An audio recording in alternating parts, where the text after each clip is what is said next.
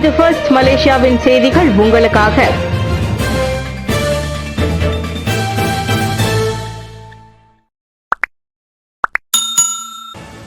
பண்டான் பெர்டானாவில் வெளிநாட்டவர்கள் சத்தமா? புகார் ஏதும் இல்லை என்கிறது போலீஸ். பண்டான் பெர்டானாவில் வெளிநாட்டவர்கள் அடிக்கடி சத்தம் போடுவதாக புகார் செய்யப்பட்ட பிறகும் நடவடிக்கை எடுப்பதில் தாமதம் காட்டியதாக கூறப்படுவதை போலீஸ் மறுத்துள்ளது.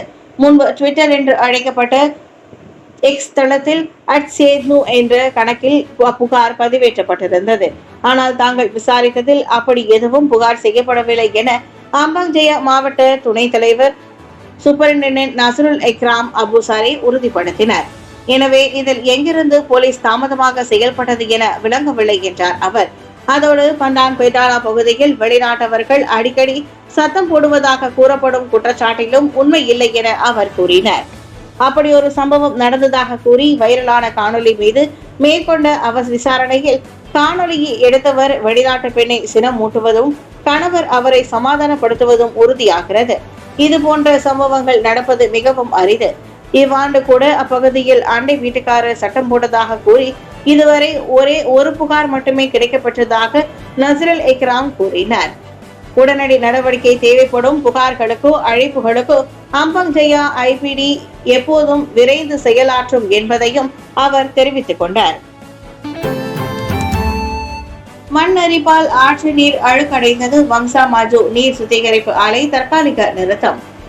அடைமழையால் குலு கொம்பாக் பாதுகாக்கப்பட்ட காட்டு பகுதியில் ஏற்பட்ட மண் அரிப்பே கோலாலம்பூர் வங்சா மாஜு நீர் சுத்திகரிப்பு ஆலையில் நீர் அழுக்கடைய காரணமாகும்.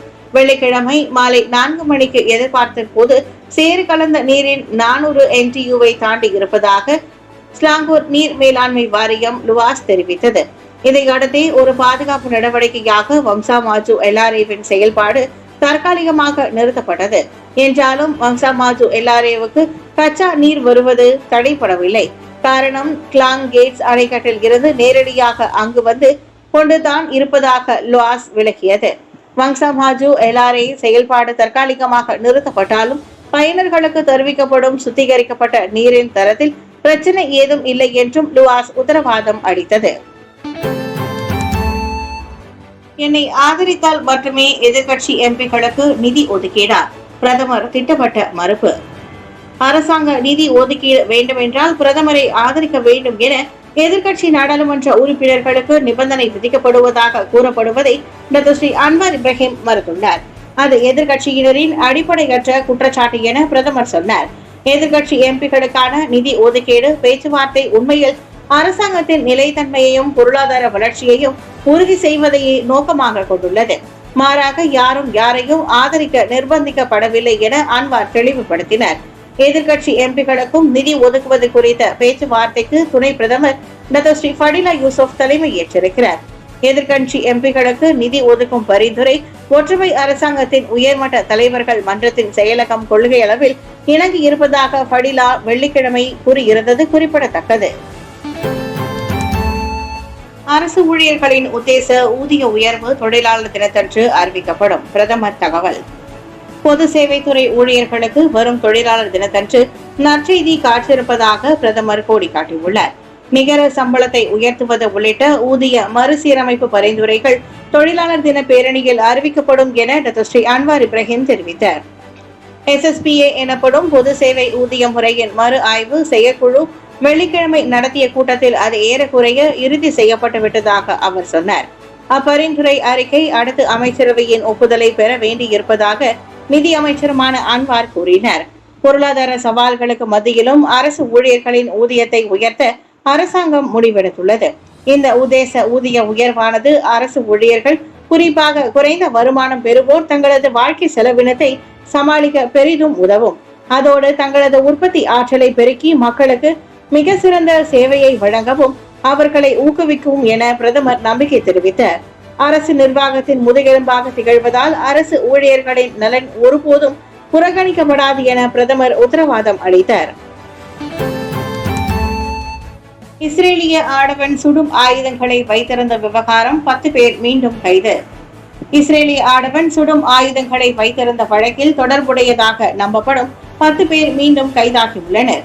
3 வெளிநாட்டவர் உள்ளிட்ட அந்த 10 பேரும் பாதுகாப்பு குற்றங்களுக்கான சொஸ்மா சட்டத்தின் கீழ் மீண்டும் கைதானதாக கோலாலம்பூர் போலீஸ் தலைவர் டாக்டர் ருஸ்தி முகமது இசா தெரிவித்தார். ஏற்கனவே சுடும் ஆயுதங்கள் சட்டத்தின் கீழ் கைதான அவர்களின் தடுப்பு காவல் முடிந்திருப்பதால் சொஸ்மாவின் கீழ் இனி விசாரணை தொடரும் என்றார் அவர்.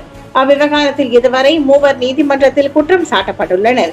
இஸ்ரேலிய ஆடவனான ஷாலோம் அவிடான் மற்றும் அவனுக்கு சுடும் ஆயுதங்களை விற்றதாக கூறப்படும் உள்ளூர் தம்பதியே அவர்களாவர்.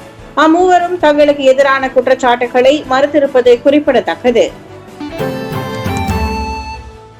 லிப்டினுள் மாற்றுத்திறனாளி ஆடவர் மீது சுடுநீர் வீச்சு, பெண் கைதாகிறார். பினாங்கு பாயன்ல பாசில் அண்டை வீட்டுக்கார பெண் கொதிக்க சுடுநீரை கொட்டியதில் மாற்றுத்திறனாளி ஆடவரின் உடல் வெந்து போனது. ஜாலான் ராஜவாலி ஐ பார்க் அடுக்குமாடி குடியிருப்பின் லிப்டினுள் நேற்று அச்சம்பவம் நிகழ்ந்தது. 16வது மாடியில் இருக்கும் தனது வீட்டுக்கு போவதாக அவ்வாடவர் லிப்டினுள் நுழைந்திருக்கிறார். அப்போது அங்கிருந்த மாது பையில் இருந்த ஒரு பாட்டிலை எடுத்து அதிலிருந்த கொதிநீரை அவ்வாடவர் மீது கொட்டினார். சூடு தாங்காமல் அலறி அவர் கையெடுத்து கும்பிடுவதும் ஆனால் எதுவுமே நடக்காதது போல அப்பெண் சர்வசாதாரணமாக நின்று கொண்டிருப்பதும் வைரலான 21 வினாடி காணொலியில் தெரிகிறது. அவ்விருவரும் இதுவரை பேசிக்கொண்டது கூட இல்லை என்பதால் அந்த சுடுநீர் வீச்சு தாக்குதலுக்கான காரணத்தை இப்போது உறுதிப்படுத்த இயலாது என பரக்தயா மாவட்ட போலீஸ் துணைத் தலைவர் ஜப்ரி முகமது ஜெயின் கூறினார். அம்மாது அடையாளம் காணப்பட்டு விட்டார், ஆனால் இன்னும் கைது செய்யப்படவில்லை என்றார் அவர். பாதிக்கப்பட்ட 33 வயது நபர் டவுன் சிண்ட்ரோம் பாதிப்புக்கு ஆளானவர் என்றாலும் அவரால் நன்றாக பேச முடியும் என்றும் தெரிவிக்கப்பட்டது. உடலின் முன்பகுதியிலும் வலப்புற பின்பகுதியிலும் தோல் வெந்து போய் அவர் தற்போது பினாங் மருத்துவமனையில் சிகிச்சை பெற்று வருகிறார். அவரின் உடல்நிலையும் சீராக இருக்கிறது. உறவினரை படுகொலை செய்து எரியூட்டிய ஆடவர் கைது. சபாவில் பகீர் சம்பவம். சபா ராணாவில் சொந்த உறவினரையே கொலை செய்து எரியூட்டிய ஆடவன் கைதாகினான். காம்போங் கிப்பலியாவில் கொல்லப்பட்டவரின் வீட்டுக்கு பின்னால் இருக்கும் காட்டு பகுதியில் நேற்று பிற்பகலில் மனித எலும்புக்கூடுகள் கண்டுபிடிக்கப்பட்டதை அடுத்து அப்படுகொலை வெளிச்சத்திற்கு வந்தது. கொலை செய்யப்பட்டு எரியூட்டப்பட்டவர் ஏப்ரல் 16ஆம் தேதி காணாமல் போன 68 வயதுடைய ஆடவர் என தெரிகிறது.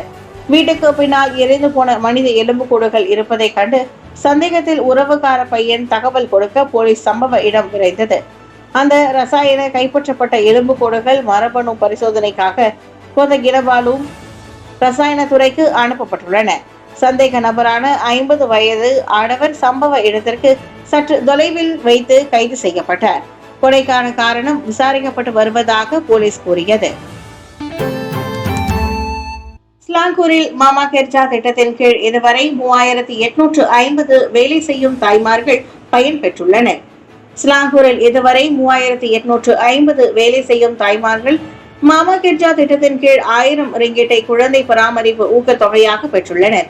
அத்திட்டம் குழந்தை பராமரிப்பு செலவுகளை சமாளிக்க உதவும் வகையில் கடந்த ஆண்டு மாநில சட்டமன்ற தேர்தலுக்காக ஒற்றுமை அரசாங்கம் அறிவித்த தேர்தல் வாக்குறுதி என மந்திரி பிரசாத் டாக்டர் ஸ்ரீ அமருதீன் ஷாரிக் தெரிவித்தார்.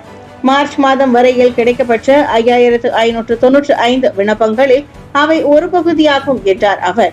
இணைக்கப்பட்ட துணை ஆவணங்களின் விவரங்கள் சரிபார்க்கப்பட்ட பிறகு எஞ்சிய விண்ணப்பங்கள் பரிசீலிக்கப்படும் என்றும் அமருதீன் சொன்னார். விண்ணப்பதாரர்களிடம் மேற்கொள்ளப்பட்ட ஆய்வில் அதிகப்படியான குழந்தை பராமரிப்பு செலவை வேலை செய்யும் தாய்மார்களின் மிகப்பெரிய சவாலாக இருப்பது தெரிய வந்துள்ளது. எனவே சரியான நேரத்தில் தான் மாநில அரசு அந்த மாமா கெர்ஜா திட்டத்தை அறிமுகம் செய்துள்ளதாக கூறிய அமருதீன் மாநிலத்தை மேம்படுத்தும் அதேவேளை இதுபோன்ற மக்கள் நலத்திட்ட உதவிகளும் தொடரப்படும் என உத்தரவாதம் அளித்தார். 50 லட்சம் ரிங்கிட் நிதி ஒதுக்கீட்டில் கடந்த ஆண்டு நவம்பர் 1ஆம் தேதி தொடங்கிய மாமா கெர்ஜா திட்டம் 12 வயது மற்றும் அதற்கும் கீழ் 3 பிள்ளைகள் கொண்ட வேலை செய்யும் தாய்மார்களுக்கு பயனளிக்கும் நோக்கத்தை கொண்டதாகும். புகித் பண்டாராயா வீடமைப்பு பகுதியில் காட்டுப்பன்றிகள் நடமாட்டம், வீதியில் குடியிருப்பு வாசிகள். ஷாலாம் புகித் பண்டாராயாவில் உள்ள வீடமைப்பு பகுதியில் காட்டுப்பன்றிகளின் நடமாட்டம் அடிக்கடி காணப்படுவதாக புகார் எழுந்துள்ளது. உணவு தேடி வரும் காட்டுப்பன்றிகள் அங்குள்ள குப்பை தொட்டிகளை இழுத்து போட்டு கிளறுகின்றன. வீட்டின் வெளியே குப்பை தொட்டியில் இருந்து உணவு கழிவுகளை காட்டுப்பன்றி சாப்பிடுவதை பார்த்த குடியிருப்பாளர் ஒருவர் அந்த காட்சியை தனது கைபேசியில் பதிவு செய்துள்ளார். குறிப்பாக ஜாலார் புனுங் நுவாங் U11/26 மற்றும் U11/32 சாலை பக்கமாக ஒரு பெரிய காட்டுப்பன்றியும் சில குட்டிகளும் அடிக்கடி வந்து போவதாக புகிட் பண்டராயா குடியிருப்பாளர்கள் சங்கத்தின் தலைவர் சொன்னார். முன்பெல்லாம் எப்போதாவது தான் அவற்றை பார்க்க முடியும், ஆனால் இப்போது அடிக்கடி வந்து போகின்றன. பிற்பகலில் கூட சர்வசாதாரணமாக அங்கு நடமாடுவது குடியிருப்பாளர்கள் மத்தியில் பீதியை ஏற்படுத்துவதாக அவர் கூறினார். அவை புகிட் சராகா மற்றும் ஷாலாம் தேசிய தாவரவியல் பூங்காவுடன் இணைக்கப்பட்ட ஒரு தனியார் நிலத்திலிருந்து வருவதாக கூறப்படுகிறது. வீடமைப்பு பகுதிக்குள் நுழைந்து உணவு தேடி குறுக்கும் நெடுக்குமாக அவை சுற்றித் திரிந்ததில் மோட்டார் சைக்கிளோட்டிகள் மயிரிழையில் உயிர் தப்பிய சம்பவங்களும் உண்டு என குடியிருப்பாளர்கள் கூறுகின்றனர். 20 ஆண்டுகள் போலீஸ் படை தலைவராக இருந்த துன் ஹனீஃப் உமர் 85 வயதில் மறைவு. மலேசிய வரலாற்றில் அதிக காலம் தேசிய போலீஸ் படை தலைவராக பணியாற்றுவர் என்ற பெருமைக்குரியவரான துன் ஹனீஃப் உமர் இன்று அதிகாலை காலமானார். அவருக்கு வயது 85. அதிகாலை 2 மணி அளவில் துன் ஹனீஃப் காலமானதை அவரின் மூத்த புதல்வர் உறுதிப்படுத்தினர். 1974ஆம் ஆண்டு வெறும் 35 வயதில் தேசிய போலீஸ் படை தலைவராக அவர் பொறுப்பேற்றார். அத்தனை இளம் வயதில் ஐஜிபியாக ஒருவர் பதவி ஏற்றது இன்றளவும் சாதனையாக உள்ளது. தனது பதவி காலத்தில் மிகவும் கண்டிப்பும் பெயர் பெற்றவரான துன் ஹனீஃப் சரியாக 20 ஆண்டுகள் கழித்து 1994இல் பணி ஓய்வு பெற்றார். அந்த சாதனையும் இன்னும் யாராலும் முறியடிக்கப்படவில்லை. தேசிய போலீஸ் படை தலைவராக இருந்த போது ஏஐஏ கட்டடம் 1975ஆம் ஆண்டு பிணை பிடிக்கப்பட்டது. 1987 ஆபரேசி லலாங் நடவடிக்கை உள்ளிட்ட பல்வேறு முக்கிய பாதுகாப்பு நிகழ்வுகளை அவர் கையாண்டுள்ளார். அரசு மலேசிய போலீஸ் படையில் பயங்கரவாத தடுப்பு பிரிவை அமைத்ததோடு ஜாலான் பிளஃப் போலீஸ் தலைமையகத்தை புகிட் அமான் என்ற பெயர் மாற்றியமை பெருமையும் அவரையே சேரும். துன் ஹனீஃப் மனைவி தோப்புவான் ஹமீடா அப்துல் ஹமீத் மற்றும் 5 பிள்ளைகளை விட்டு சென்றுள்ளார்.